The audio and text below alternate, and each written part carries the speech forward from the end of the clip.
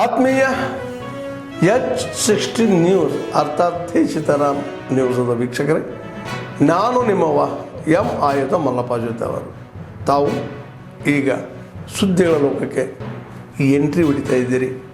ಈ ಸುದ್ದಿಗಳನ್ನು ಪ್ರತಿಯೊಂದು ನೋಡೋ ಜೊತೆಗೆ ನಿಮ್ಮ ಅಭಿಪ್ರಾಯಗಳನ್ನು ಹಚ್ತಾ ಇರಿ. ಯಾಕಂದರೆ ಈ ಸುದ್ದಿಗಳು ನಿಮಗಾಗಿ, ನಿಮ್ಮ ಬದುಕಿಗಾಗಿ, ನಿಮ್ಮ ವೈಚಾರಿಕೆಗಾಗಿ, ನಿಮ್ಮ ತಿಳುವಳಿಕೆಗಾಗಿಯೂ ನಿಮಗೆ ಗೊತ್ತು. ಜೊತೆಗೆ ನಮಗೂ ನಿಮ್ಮೊಂದಿಗೆ ಇದೊಂದು ಮಾತಾಡುವಂಥ ಜೊತೆಗೆ ಸುದ್ದಿಗಳನ್ನು ಬಿಡುವಂಥ ಕೆಲಸ. ಈ ಕೆಲಸದಲ್ಲಿ ನಾವು ನಿಮ್ಮೊಂದಿಗಿದ್ದೀವಿ ಅಂತ ಹೇಳ್ತಾ ನೋಡ್ತಾ ಇರಿ ಸುದ್ದಿಗಳನ್ನು.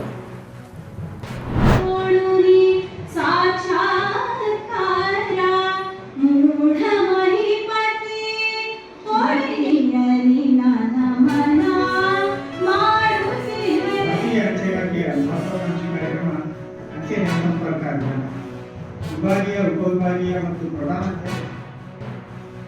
ICTV ಮುಖಾಂತರ ಅದು ಕೇವಲ ವಿಮಾ ಮಾತ್ರ. ಅಂದರೆ ಒಂದು ಸಣ್ಣ ಮೊತ್ತ, ವರ್ಷಕ್ಕೆ ಅವರು ಹೇಳಿದ ಹಾಗೆ ಒಂದು 600 ರೂಪಾಯಿ ಅಥವಾ 700 ರೂಪಾಯಿ ಒಂದು ವರ್ಷಕ್ಕೆ ಒಂದು ಸಲ ಹೂಡಬೇಕು. ಆ ಒಂದು ವರ್ಷದಲ್ಲಿ ಏನಾದರೂ ಅಪಘಾತವಾದರೆ ಅದರ ಕವರೇಜ್ ಈ ಒಂದು ಪಾಲಿಸಿ ಮುಖಾಂತರ ನಡೀತದೆ. ನಮಗೆ ಈ ಹಣದ ಗಳಿಸುವಿಕೆಯಲ್ಲಿ ಅನೇಕ ತೊಂದರೆಗಳು ಬರ್ತವೆ. ಆಧಾರ್ ಕಾರ್ಡ್ ಇರ್ಬೋದು, ಬೇರೆ ರೀತಿಯ ಸ್ಪೆಲ್ಲಿಂಗ್ ಮಿಸ್ಟೇಕ್ ಇರ್ಬೋದು, ಅಥವಾ ಜನ್ಮ ದಿನಾಂಕದ ತಂದೆ ತಾಯಿಯವರು ಈ ಹಿಂದೆನೂ ಕೂಡ ಬೇರೆ ಬೇರೆ ಯೋಜನೆಗಳನ್ನು, ಈ ರೀತಿ ಯೋಜನೆಗಳನ್ನು ತಂದಿದೆ. ಇಬ್ಬರು ಫಲಾನುಭವಿಗಳಿಗೆ ಅವರ ಕುಟುಂಬದವರಿಗೆ ಆ ಒಂದು ಕ್ಲೈಮನ್ನು, ಹಣವನ್ನು ನಾವು ಹಸ್ತಾಂತರಿಸಲಿದ್ದೇವೆ. ಜೊತೆಗೆ IPVB ಇಂಡಿಯಾಪುರ ಪೇಮೆಂಟ್ ಬ್ಯಾಂಕ್ನ ಗುಂಪು ಅಪರಾಧ ವಿಮೆ ಸುಮಾರು 15,000 ಹೆಚ್ಚು ಜನರಿಗೆ ನಾವು ಗುಂಪು ಅಪರಾಧ ವಿಮೆಯನ್ನು ಮಾಡಿದರೆ ಸುಮಾರು 10ಕ್ಕಿಂತ ಹೆಚ್ಚು ಜನರಿಗೆ ಸುಮಾರು 10 ಲಕ್ಷ ವಿಮೆಯ ಪರಿಹಾರವನ್ನು ಕಳೆದ ವರ್ಷದಲ್ಲಿ ಕೊಡಲಾಗಿದೆ. We extend heartfelt gratitude. We are thankful to our friends from media appearance. The IFA Conference 2020 to welcome Shri Rajesh Kumar Singh, IAS, as a mark of respect.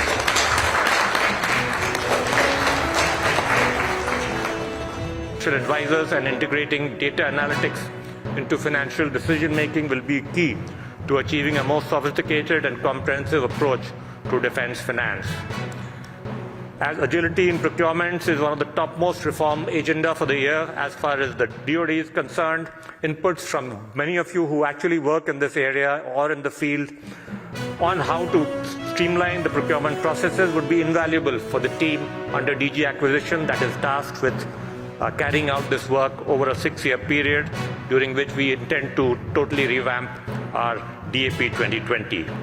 Similarly, I would suggest you look beyond your normal functions to look at such subjects as robust business models for technology transfer from the DRDA labs to the industry, implementation of further options when it comes to strategic partnership models, creating special procurement windows for startups.